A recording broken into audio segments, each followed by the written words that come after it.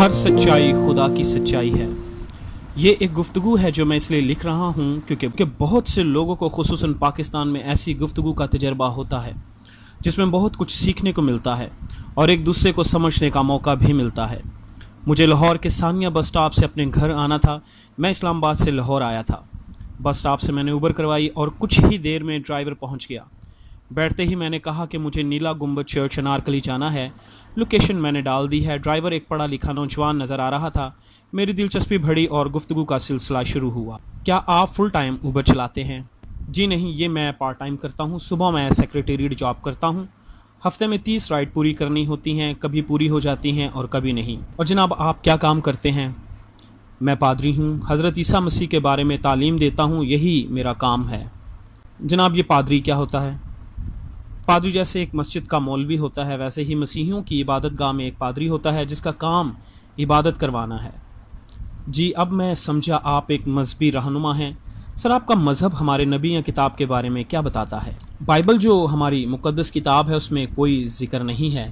سر میں نے سنا ہے کہ ذکر ہے۔ اچھا، کیا آپ بتا سکتے ہیں کہ کون سی جگہ پر ہے؟ سر یہ تو مجھے معلوم نہیں، مگر ہمارے عالم بتاتے ہیں کہ ہے، اور ویسے بھی سر آپ کی کتاب تو بدل گئی ہے، شاید اس لیے نہیں ہے۔ اب یہ کس نے بتایا کہ کتاب بدل گئی ہے اور یہ کہاں پر لکھا ہے؟ سر حوالہ تو مجھے یاد نہیں کہ کہاں پر لکھا ہے، مگر لکھا ضرور ہے۔ کیا آپ سوچ سکتے ہیں کہ قرآن مجید بدل گیا ہے؟ نعوذ باللہ، یہ نہیں ہو سکتا۔ وہ اللہ کا کلام ہے جس کی حفاظت کا ذمہ اس نے خود لیا ہے۔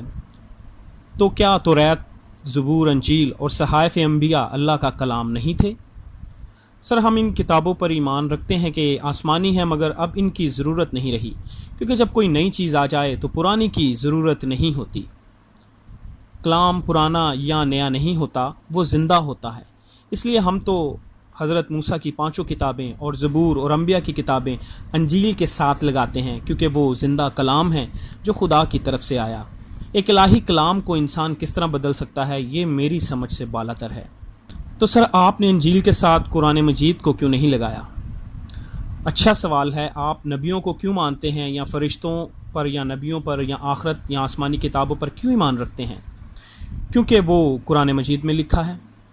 بالکل صحیح کرتے ہیں۔ اسی طرح آپ کی کتاب کو بائبل میں اس لیے شامل نہیں کیا گیا کیونکہ اس کے بارے میں لکھا نہیں بائبل مقدس میں۔ اب ہم خود سے تو کسی چیز پر ایمان نہیں لا سکتے، ورنہ ہم دائرہ مسیحیت سے باہر ہو جائیں گے۔ آپ لکھے ہوئے کو مانتے ہیں اور ہم بھی لکھے ہوئے کو مانتے ہیں۔ جی واقعی یہ بات تو ٹھیک ہے، ہم دونوں ہی پابند ہیں اپنے ایمان کے، مگر سر پھر بھی جب ہم آپ لوگوں کو تسلیم کرتے ہیں تو آپ کو ہمیں ماننے میں کیا حرج ہے؟ وہ تو ہم آپ کو مانتے ہیں کہ آپ مسلمان ہیں، ایک خدا کو مانتے ہیں جو بائبل مقدس کا بنیادی عقیدہ ہے۔ آپ کی ایک کتاب اور نبی ہے، اور آپ کو پورا حق ہے کہ آپ نہ صرف اپنے ایمان پر چلیں بلکہ اس کی تشہیر بھی کریں۔ اور ہم قرآن مجید کا بہت احترام کرتے ہیں کیونکہ اس میں اس ہستی کا ذکر 25 مرتبہ آیا ہے جس کی ہم عبادت کرتے ہیں، یعنی حضرت عیسیٰ مسیح۔ سر یہ تو شرک ہے۔ آپ حضرت عیسیٰ مسیح کو اللہ کا بیٹا مانتے ہیں اور اس کی عبادت بھی کرتے ہیں۔ میں بالآخر جس سوال کا مجھے انتظار تھا، جی بیٹے سے کیا مراد ہے؟ بیٹے کے لفظی معنی ہے اندر سے نکلا ہوا۔ آپ اپنے ماں باپ کے بیٹے ہیں کیونکہ آپ ان کے اندر سے نکلے ہیں، اس لیے آپ ان کے بیٹے ہیں۔ اس طرح نعوذ باللہ اللہ کی کوئی بیوی نہیں ہے، بلکہ حضرت عیسیٰ مسیح اللہ کی ذات کے اندر سے نکل کر آئے ہیں۔ حضرت مسیح نے فرمایا کہ میں اپنے باپ کے اندر سے نکل کر آیا ہوں اور وہ مجھ میں ہے اور میں اس میں ہوں۔ وہ دونوں ایک دوسرے کی ذات کا حصہ ہیں جو کہ واحد خدا ہے۔ اور قرآن مجید بھی حضرت عیسیٰ مسیح کو کلمۃ اللہ کہتا ہے، مطلب اللہ کا کلام۔ اور بائبل کہتی ہے کہ مسیح وہ کلام ہے جو ازل سے ہے، جس کا نہ کوئی شروع ہے اور نہ آخر۔ ابتدا میں کلام تھا اور کلام خدا کے ساتھ تھا اور کلام ہی خدا تھا۔ اب چونکہ کلام خدا کی ذات کے اندر سے نکل کر زمین پر آیا ہے، محض اس نے انسانی جامہ پہنا ہے، کیونکہ جو دعوے اس نے کیے اگر وہ کوئی نبی یا انسان کرے تو اس سے بڑا مشرک کوئی نہیں، مگر اس کے دعوے سچے ہیں کیونکہ اس کے کام اس کی گواہی دیتے ہیں۔ وہ کہتا ہے جو کچھ میں اپنے باپ کو کرتے دیکھتا ہوں وہی کچھ کرتا ہوں۔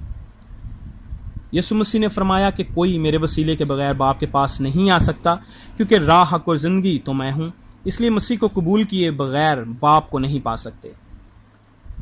جناب ہم تو ان کو ایک نبی مانتے ہیں جو اللہ کی طرف سے تھے۔ تو ٹھیک ہے، آپ لکھے ہوئے کو مانتے ہو، آپ نبی مانو۔ میں بھی لکھے ہوئے کو مانتا ہوں، اس لیے وہ میرا خدا ہے۔ جناب یہ تو قیامت کے روز پتہ چل جائے گا کہ وہ خدا ہیں یا نبی۔